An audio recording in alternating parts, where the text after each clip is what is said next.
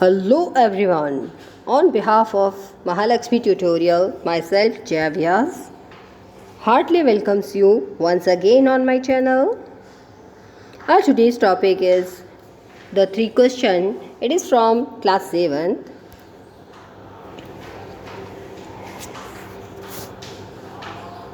As I told you in my last videos that we must come to know about difficult word of the chapter so that we can easily understand the topic. Let's start difficult words. Council. Council means a group of people to give advice. समिति मतलब बहुत सारे लोगों की एक group होता है. Counsellors. Counsellors means member of the council. सलाहकार जो हमें सलाह देते हैं, जिस समिति के मेंबर्स मिलकर किसी एक हेड ऑफ डिपार्टमेंट को सलाह देने वाले, उनको बोलते हैं counsellors. Hermit. Hermit means a person who lives in wood and leads a simple life. एक आदमी जो छोटे से जंगल में रहता है और बहुत ही सिंपल जीवन जीता है, जिसे हमारी लैंग्वेज में हम सन्यासी कहते हैं. Wood. Wood means a small forest. जंगल का एक छोटा भाग. Digging. Digging means shovelling. Shovelling यानी खोदना. खड्डे खोदते हैं या प्लांटिंग करने के लिए खुदाई करते हैं, उसको डिगिंग बोलते हैं. अफेयर्स. अफेयर्स मीन्स बिजनेस यानी कार्य. एंड स्पैड. स्पैड मीन्स खुरपी. जो हम खुरपी गार्डनिंग के समय मिट्टी को खोदने के काम में लेते हैं, जो टूल्स, उसको बोलते हैं खुरपी या spade. Next, let's start the chapter. This is a very interesting story and it has two parts. Today we will read part first. Let's start. The thought came to a certain king that he would never fail if he knew three things. एक राजा है जिसके दिमाग में एक विचार आता है कि वो अगर कुछ बातों को जान ले तो वो कभी भी लाइफ में फेल नहीं होगा, कभी भी किसी काम में वो फेल नहीं होगा.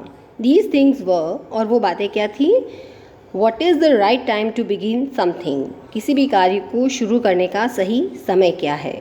Which people should he listen to? कौन से ऐसे लोग हैं उसके लिए जिनकी बातें सुनना ज़्यादा आवश्यक होता है, ज़्यादा मतलब प्रायोरिटी जिन लोगों की बातों को उसे देनी चाहिए, ऐसे कौन से लोग हैं? And what is the most important thing for him to do? और उसके लिए ऐसा कौन सा कार्य है जो सबसे अधिक इम्पॉर्टेंट है? इन तीनों क्वेश्चंस के आंसर अगर उसको मिल जाए तो वो अपनी लाइफ में कभी फेल नहीं होगा. ये विचार उस राजा के दिमाग में आया. द किंग देयरफॉर, इसलिए, sent messengers throughout his kingdom. राजा ने मैसेंजर्स यानी अपने दूत भेजे अपने पूरे राज्य में. And promising a large sum of money to anyone who would answer these three questions. उसके दूतों के साथ में उसने ये मैसेज भी भेजा और प्रॉमिस भी किया कि जो कोई भी व्यक्ति उसके तीनों क्वेश्चंस के आंसर देगा उसे बहुत बड़ी मात्रा में धन दिया जाएगा. Many wise man came to the king. बहुत बुद्धिमान लोग बहुत सारे हैं दुनिया में, सब आए उसके पास. But they all answered his questions differently. लेकिन उन सभी लोगों के आंसर बिल्कुल अलग अलग थे. In reply to the first question, पहला क्वेश्चन जो राजा का था, उसके जवाब के रूप में, some said the king must prepare a time table and then follow it strictly. कुछ लोगों ने कहा कि राजा को सही समय ज्ञात करना है तो उसके लिए उसे एक टाइम टेबल तैयार करना चाहिए और उसे स्ट्रिक्टली फॉलो करना है. Only in this way they could do everything at its proper time. और इसी टाइम टेबल को फॉलो कर कर ही वो अपने कार्य को प्रॉपर टाइम पे कर सकता है.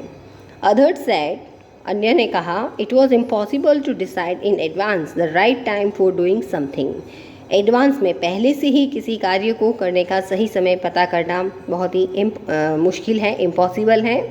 The king should notice all that was going on. राजा को सारी बातें जो चल रही होती हैं उनको नोटिस करनी चाहिए. And avoid foolish pleasure and always do whatever seemed necessary at that time. और हमेशा वही काम करना चाहिए जो उसे उस समय नेसेसरी लगता है. Yet other said, हालांकि कुछ लोगों ने कहा कि that the king needed counsel of wise men who would help him act at the proper time. This was because one man would find it impossible to decide correctly without help from others the right time for every action. कि राजा को एक council बना लेनी चाहिए जो उन्हें सही समय पर कार्य करने के लिए सलाह दें, क्योंकि एक आदमी के लिए ये डिसाइड करना बहुत ही मुश्किल होता है कि सही कार्य करने का सही समय क्या है. बट देन अदर्स सेड, लेकिन तभी कुछ लोगों ने कहा that there were something which could be urgent, कि ज़रूरी नहीं है कि जो काउंसिल बोलती है वही हम करें, क्योंकि कई बार ऐसा होता है something which could be urgent, कि उसी समय कुछ और कार्य करना भी अर्जेंट हो सकता है. These things could not wait for the decision of the council. और कुछ ऐसी बातें भी होती हैं, ऐसे कार्य भी हो सकता है जो डिसीजन उस काउंसिल के डिसीजन के लिए वेट नहीं कर सकते. In order to decide the right time for doing something, इसलिए किसी भी कार्य को करने का सही समय निश्चित करने के लिए it is necessary to look into the future, आवश्यक है कि हम हमारे भविष्य के बारे में जानकर आगे बढ़ें. And only magician could do that, और फ्यूचर देखने का काम ओनली मैजिशियंस ही कर सकते हैं. The king therefore would have to go to magicians, इसलिए राजा को मैजिशियन के पास ही जाना चाहिए. In their answer to the second question, ये मतलब फर्स्ट क्वेश्चन के इतने सारे आंसर्स राजा के पास आए, सब डिफरेंट थे. In the answer of the second question, और सेकेंड क्वेश्चन के आंसर में some said that the people most necessary to the king were his counsellors, कि राजा के लिए जो महत्वपूर्ण व्यक्ति हैं वो उसके काउंसलर्स हो सकते हैं, सलाहकार लोग जो उसे सही सलाह देते हैं. अदर साइड द प्रिस्ट, अन्य लोगों ने कहा कि नहीं, पुजारी लोग होते हैं, प्रिस्ट होते हैं, वो राजा के लिए महत्वपूर्ण होने चाहिए. A few other choose the doctors, कुछ अन्य लोगों ने डॉक्टर्स को चूज़ किया. And yet other side that his soldiers were the most necessary, हालांकि लेकिन कुछ अन्य लोगों ने ये भी कहा कि सोल्जर्स जो होते हैं वो राजा के लिए ज़्यादा नेसेसरी हैं, ज़्यादा आवश्यक पर्सन हैं. To the third question some said, तीसरे प्रश्न के आंसर में कुछ लोगों ने कहा science, other choose fighting, yet other religious worship, कुछ लोगों ने साइंस को चूज़ किया, कुछ लोगों ने फाइटिंग युद्ध को चूज़ किया, एंड कुछ लोगों ने रिलीजियस वर्शिप को चूज़ किया. All the answers to his question were so different, उसके सारे क्वेश्चंस के आंसर इतने डिफरेंट थे. The king was not satisfied, कि राजा उनके आंसर से बिल्कुल सेटिस्फाई नहीं हुआ. एंड गेव नो रिवॉर्ड, और उसने किसी को भी रिवॉर्ड नहीं दिया. Instead, इसके बजाय he decided to seek the advice of a certain hermit who was widely known for his wisdom. उसने डिसाइड किया कि वो एक ऐसे hermit से मिलेगा. hermit आपको बताया ना, hermit होते हैं सन्यासी साधु. एक ऐसे साधु से मिलेगा जो अपनी बुद्धिमानी के लिए, बुद्धिमत्ता के लिए बहुत ही प्रसिद्ध हो. ऐसे साधु के पास जाएगा और अपने प्रश्नों के उत्तर ढूंढेगा. The hermit lived in a wood, और वो एक साधु के पास गया. उसने सुना था the hermit lived in a would, वो एक जंगल में रहता था. विच ही नेवर लेफ्ट, जिसे उसने कभी भी नहीं छोड़ा था. He saw no one but simple people, वो किसी से नहीं मिला बट सिंपल पीपल से मिलता था. बहुत ही साधारण लोग होते थे, ग्रामीण, उनसे मिलता था, बाकी किसी से नहीं मिलता था. And so the king put on ordinary clothes, इसलिए राजा ने भी बिल्कुल साधारण कपड़े पहने. Before he reached the hermit's hut, उस साधु की कुटिया के पास पहुंचने से पहले the king left his horse with his bodyguard, उसने अपने हॉर्स और अपने बॉडीगार्ड्स को पीछे छोड़ा. एंड वेंट ऑन अलोन, और अकेला ही आगे बढ़ा. As the king came near the hermit's hut, जैसे ही राजा उस साधु की कुटिया के पास आया, he saw the hermit digging the ground in front of his हट, उसने देखा कि वो साधु सन्यासी अपनी कुटिया के सामने एक ग्राउंड को खोद रहा था, मतलब ज़मीन की खुदाई कर रहा था. ही ग्रीटेड द किंग, वो राजा से मिला. एंड कंटिन्यूड डिगिंग, बस अभिवादन किया राजा का और अपनी काम को कंटिन्यू रखा, डिगिंग काम. ऐसा नहीं कि भाई ओहो ये आज राजा हैं और उससे स्पेशली उसको वेलकम करें, ऐसा कुछ नहीं किया, अपने काम में वापस कंटिन्यू लग गया. The hermit was old and weak, hermit बूढ़ा था और कमज़ोर था. एंड एज ही वर्कड, और जैसे वो कार्य कर रहा था खुदाई का, ही ब्रेथड हैवीली, वो उसकी सांस बहुत ही ज़ोर ज़ोर से चल रही थी. The king went up to the hermit and said, राजा उसके पास गया और कहा, I have come to you wise hermit, हे बुद्धिमान साधु महाराज, मैं आपके पास आया हूँ. क्यों आया हूँ? To ask you to answer 3 questions, आपसे अपने 3 प्रश्नों के जवाब हासिल करने के लिए. How can I learn to do the right thing at the right time, और प्रश्न सीधे उसने पूछने शुरू कर दिए कि मेरे सवाल ये हैं कि मैं ये बात कैसे जान सकूं कि किसी भी कार्य को शुरू करने का सही समय क्या है. Who are the people I need most, ऐसे कौन से लोग हैं जिनकी मुझे ज़्यादा आवश्यकता है. And what affairs are the most important, और कौन से कार्य मेरे लिए सबसे महत्वपूर्ण है। ये मेरे तीनों प्रश्न हैं।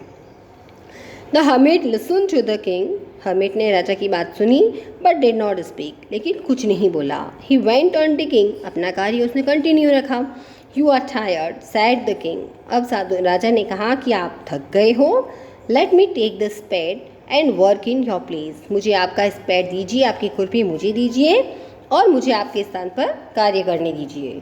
Thanks said the hermit, hermit ने कहा थैंक्स, धन्यवाद। Giving the king his spade, उसने राजा को अपनी स्पेड देते हुए राजा को धन्यवाद दिया। Then he sat down on the ground, और फिर वो ज़मीन पर बैठ गया। When the king had dug 2 beds, जब राजा ने 2 क्यारियाँ खोद ली। हर्मिट क्या कर रहा था? क्यारियाँ खोद रहा था, पौधे लगाने के लिए हम खुदाई करते ना वो। तो जब राजा ने 2 बेड्स क्यारियाँ खोद दी, ही स्टॉप्ड, अब वो रुक गया। एंड रिपीटेड हिज क्वेश्चंस, और उसने अपने प्रश्न वापस रिपीट किए साधु के सामने। The hermit gave no answer, साधु ने कोई जवाब नहीं दिया, बट स्टूड अप, बल्कि खड़ा हो गया। Stretching out his hand for the spade, अपने हाथ को उसने आगे फैलाया, राजा के सामने हाथ फैलाते हुए कहा कि मुझे अपनी स्पैड दे दो। स्पैड के लिए उसने हाथ फैलाए। एंड सैड, कहा now you take rest and let me work, और राजा को कहा कि अब तुम आराम करो और मुझे कार्य करने दो। But the king did not give him the spade, राजा ने उसको वो स्पैड नहीं दिया। एंड कंटिन्यूड टू डिग, और वो कंटिन्यू डिगिंग करने लगे। 1 hour passed, 1 घंटा बीत गया। देन अनदर, फिर 1 घंटा और बीता। The sun went down behind the tree, सूर्य अस्त होने लगा, पेड़ों के पीछे छुपने लगा। And at last the king stuck the spade into the ground, और आखिर में राजा को थोड़ा गुस्सा आने लगा। उसने आखिर वो खुरपी ज़मीन पे पटक दी।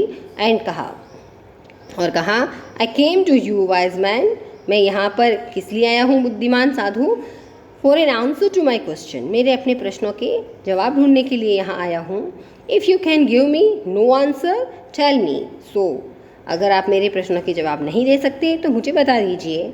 आई विल रिटर्न होम, मैं अपने घर वापस चला जाऊँगा। Here come someone running sad the hermit, तभी साधु ने कहा कि सुनो, कोई यहाँ पर दौड़ता हुआ आ रहा है। This is our first part of the chapter. For next remaining part, please subscribe my channel, like and share. Thank you.